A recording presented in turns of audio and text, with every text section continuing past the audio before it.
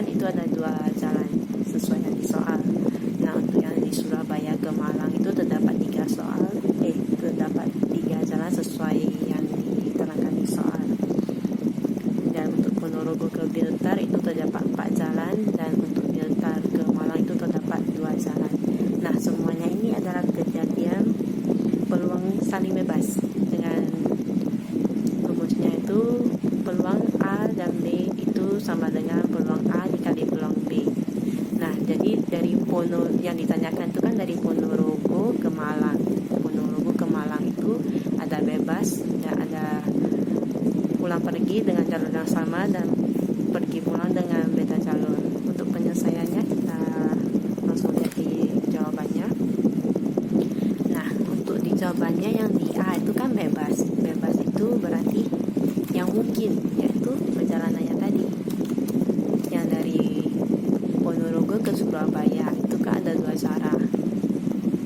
Dikali dengan yang dari Surabaya ke Malang itu 3 cara, berarti 2 dikali 3 ditambah itu kan sekarang kan ditanyakannya yang dari Ponorogo ke Malang itu kan juga ada cara itu yang lain, yaitu dari Ponorogo ke Blitar dulu 4 jalur, Blitar ke Malang 2 jalur, 4 dikali 2, dan jadi hasilnya itu 6 ditambah 8 sama dengan 14 cara tadi. Jadi dari Ponorogo ke Malang itu dengan ketentuan jalurnya bebas itu ada 14 cara. Nah, sedangkan untuk